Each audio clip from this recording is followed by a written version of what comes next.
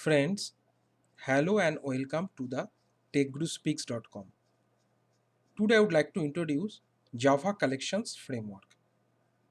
Now we are going to see the basic features of Collections Framework.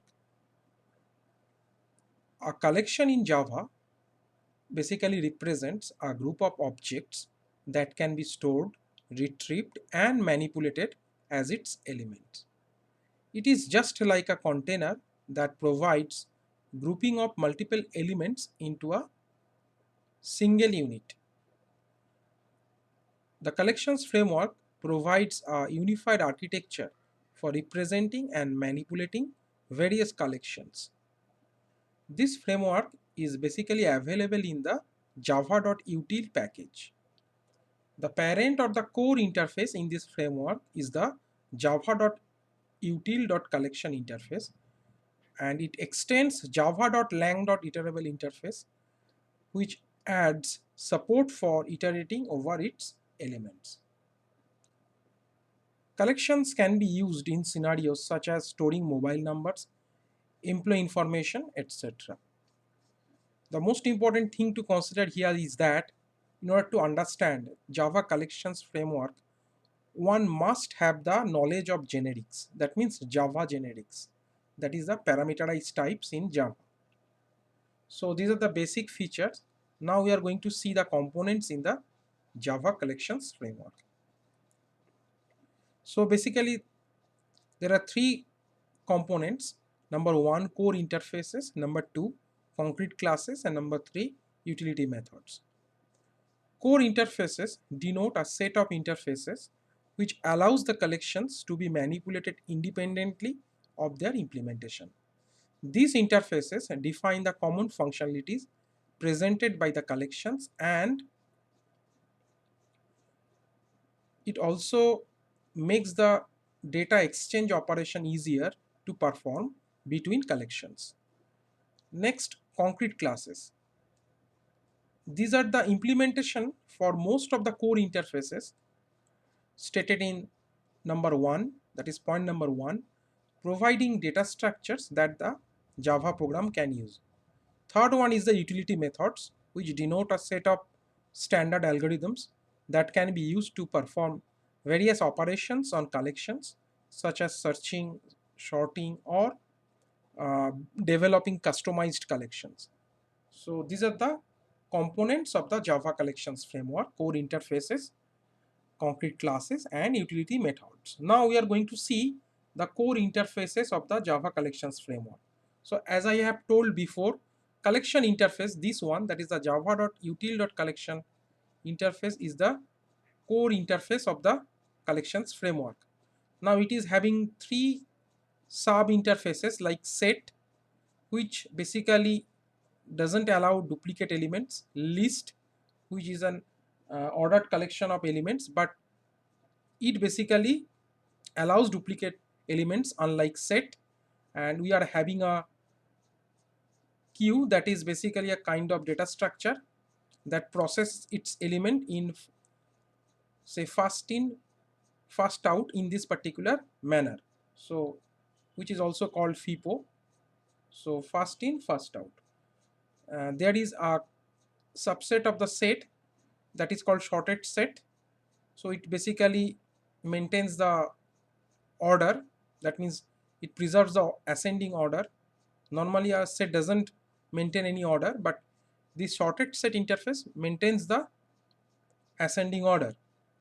There is another independent interface that is called map, which basically denotes key value pair. So it is having another say basically sub interface called sorted map, where the key values are basically sorted. So that is the idea of the core interfaces in the Java collections framework. So next comes the core interfaces in terms of their signatures. Like, first I would like to talk about the list interface, which basically denotes an ordered collection and it allows duplicate elements. So public interface list extends collection, so it has basically allowed the concept of generics here. Some useful subclasses are array list, linked list, stack and vector.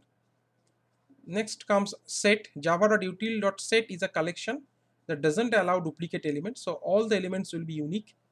The signature is like that. Public interface set extends collection. It also allows the concept of generics. Sorted set is a sub interface that preserves its elements in ascending order. Some useful subclasses are hash set, tree set and linked hash set. We will discuss about the important classes, I mean to say the subclasses of list, set, queue and map in the next classes. So the useful subclasses are basically hash set, tree set and linked hash set for the set. Now java.util.queue contains multiple elements prior to processing, so it basically preserves the FIFO order, that is the first in first out order. So public interface queue extends collection, again uh, it is following the concept of generics. Some useful subclasses are array dequeue, linked list. So you can see that linked list is basically coming from list and queue both, and priority queue again another important subclass of queue. Lastly, we have got map, which is a collection that stores data in key value pairs. So key value will be unique. Public interface map within angle bracket k comma v, that means k denotes key and v denotes the corresponding value. Sorted map is a sub interface of map that preserves mappings in ascending order. Now similar to hash set, tree set and linked hash set in the uh, previous example, which are basically subclasses of the set, we can also have hash map, tree map and linked hash map, which are basically generated from the, which are basically subclasses generated from this map interface. So that is the basic idea of different kinds of core interfaces and the classes, that is the implementing classes that we can get from the core interfaces.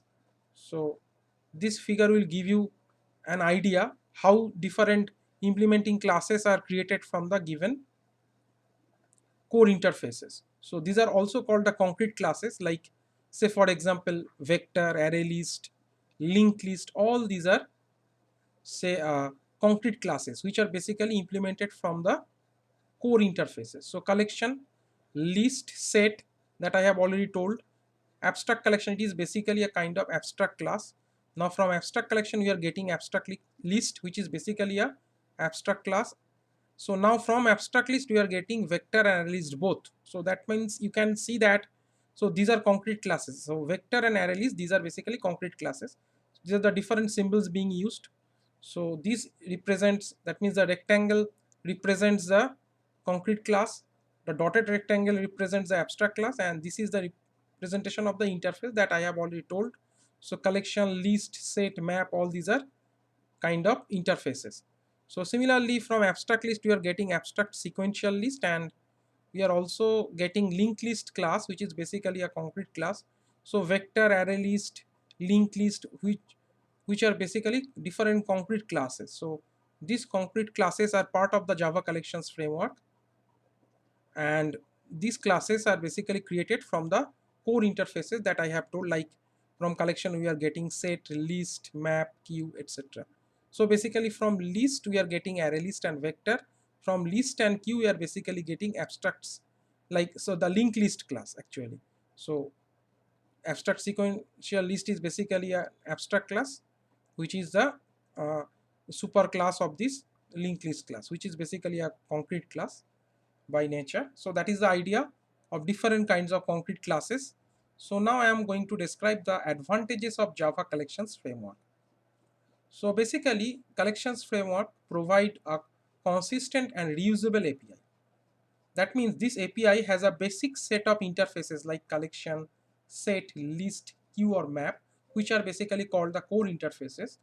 All implementing classes, which are also called the concrete classes like array list, linked list, vector, etc., that implement these interfaces have some common set of utility methods for solving common problems related to a group of objects in a consistent manner. So that is the main advantage of having say collections framework, because it provides a consistent and reusable API, that means application programming interface.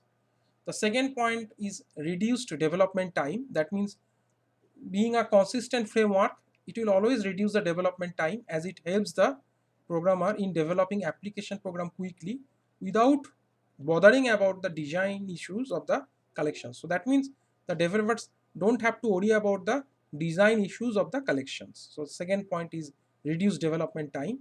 Third point is called increased performance and quality. This framework increases performance by providing high performance implementation of useful data structures and algorithms. Basically, these collections frameworks have been developed by the competent and experienced developers of the Oracle Corporation. So therefore, they can ensure high performance implementation of different useful data structures and algorithms. So that is about increased performance and quality because it is being implemented by the experienced and say competent developers of the Oracle Corporation. Number 4, neat and clean code. Collection API has been written with very high standard coding practices followed by the experienced and competent programmers like competent programmers. So that means the programmers who are actually working in the Oracle Corporation, and they are documented very well. It makes the code look neat and clean. So that is the advantage of Java Collections framework. So I hope that you have understood the basic features of the Java Collections framework, what are the core interfaces, and what are the advantages of having that kind of framework in Java.